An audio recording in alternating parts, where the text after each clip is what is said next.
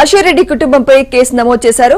ధర్మేంద్ర అనే ఐటీ ఉద్యోగిని పెళ్లి పేరుతో నమ్మించి కోట్ల రూపాయలను వసూలు చేసింది. 5 కిలోల బంగారాన్ని కూడా కొనుగోలు చేయించింది. విల్లా కోసం 3 కోట్లు తీసుకుంది. కానీ పెళ్లికి నో చెప్పింది. దీంతో ఇచ్చిన డబ్బును తిరిగి ఇవ్వాలని ధర్మేంద్ర అడిగాడు.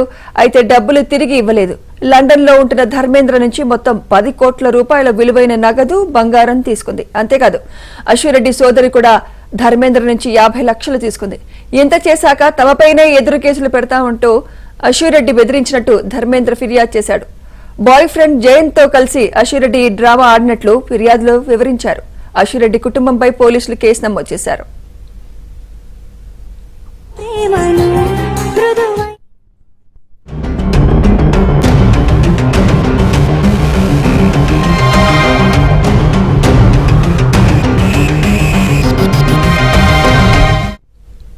ధర్మేంద్ర నుంచి తన కుమార్తె డబ్బులు తీసుకున్నది వాస్తవమేనని అశ్విరెడ్డి తండ్రి చెప్పారు. ధర్మేంద్రకు అప్పటికే వివాహమైందని, ఇది తెలిసి కూడా పెళ్లికి అశు తల్లి ఒప్పుకున్నారని చెప్పారు. అశ్విరెడ్డిని తల్లే చెడగొడుతోందని అన్నారు. తానేం చెప్పినా అశ్విరెడ్డి వినదని కూడా చెప్పారు. కుమార్తె చేసిన తప్పుకు తండ్రిగా తాను శిక్ష అనుభవించాల్సిందేనని, జైలుకు వెళ్లేందుకు సిద్ధమని ఫోన్లో అశ్విరెడ్డి తండ్రి అన్నారు.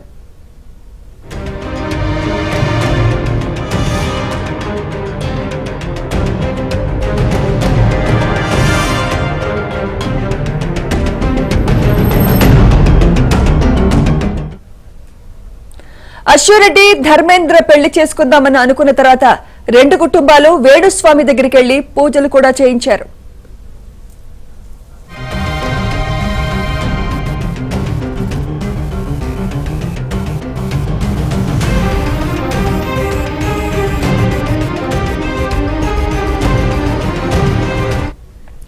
ఇదే అంశంపై మరింత సమాచారం మా క్రైమ్ కరెస్పాండెంట్ ప్రవీణ్ అందిస్తారు. ప్రవీణ్, అశ్విరెడ్డి కేసుకు సంబంధించి ఒకవైపు సిసిఎస్ పోలీసుల విచారణ కొనసాగుతుంది. విచారణలో చాలా కీలక అంశాలు కూడా బయటపడుతున్నటువంటి పరిస్థితి ఉంది. లండన్ లో ఉన్నటువంటి సాఫ్ట్వేర్ ఇంజనీరు ఎన్ఆర్ఐగా ఉన్నటువంటి ధర్మేంద్ర నుంచి దాదాపు 10 కోట్ల రూపాయల వరకు కూడా పెళ్లి పేరుతోటి ప్రేమిస్తున్నాను, పెళ్లి చేసుకుంటున్నాను నమ్మించి అశ్విరెడ్డి మోసానికి పాల్పడిందనేటువంటి అంశాన్ని కూడా స్పష్టంగా పేర్కొన్నారు.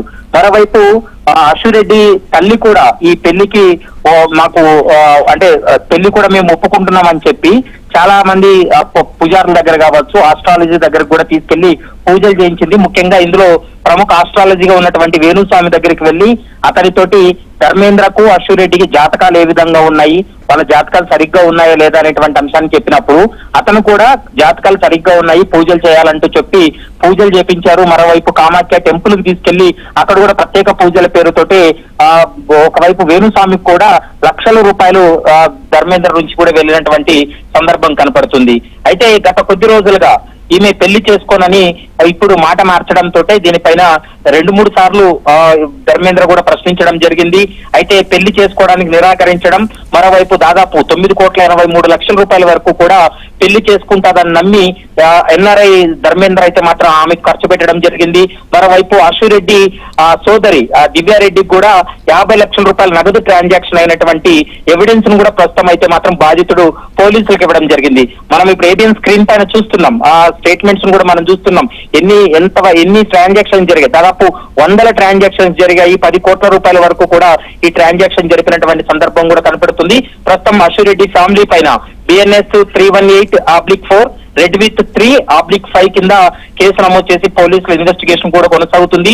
ఇందులో మరొక కీలకమైనటువంటి అంశం ఏంటంటే అశ్విరెడ్డి ఒకవైపు తనను పెళ్లి చేసుకుంటానని నమ్మించి ప్రేమించి మరొక వ్యక్తితోటి ఆమె ట్రావెల్ అవుతుంది. తన బాయ్ ఫ్రెండ్ అయినటువంటి జయంత్ అనేటువంటి వ్యక్తితో కలిసి ఈ డ్రామాకు తెరలేపింది. ఇది ఒక హనీ ట్రాప్ అనేది ప్రధానంగా బాధితుడి తరపున అంటే వాళ్ళ తండ్రి చెప్తున్నటువంటి మాట, బాధితుడు అదే విధంగా చెప్తున్నారు. ఎందుకంటే గతంలోనే ధర్మేంద్రకు పెళ్లి అయ్యి తర్వాత డిస్టర్బెన్స్ అయ్యి ఆల్రెడీ విడాకులు అయినటువంటి నేపథ్యంలో ఇప్పుడు ఆ అంశాన్ని ముందే చెప్పినప్పటికీ కూడా అశ్విరెడ్డి దాన్ని అంగీకరించింది. డబ్బులంతా ఖర్చు పెట్టిన తర్వాత ఇప్పుడు పెళ్లి చేసుకోనని ముఖం చాటేసింది అనేటువంటి అంశాన్ని ప్రధానంగా బాధితులు చెప్తున్నటువంటి మాట. మరి పూర్తి స్థాయిలో పోలీసుల ఇన్వెస్టిగేషన్ లో ఎలాంటి అంశాలు బయటపడతాయని చూడాలి. అశ్విరెడ్డి అయితే మాత్రం ప్రస్తుతం ఇంకా అందుబాటులో లేదు. ఆమెకు నోటీసులు జారీ చేసి విచారణ జరిపేటువంటి అవకాశం అయితే కనపడుతుంది. గతంలో ధర్మేందర్ ని పెళ్లి చేసుకోవాలనే ఉద్దేశంతో ఆ ప్రత్యేక పూజలు చేసినటువంటి కొన్ని వీడియోలు సైతం ఇప్పుడు సోషల్ మీడియాలో వైరల్ గా మారినటువంటి సందర్భం ప్రధానంగా మనం చూస్తున్నాం.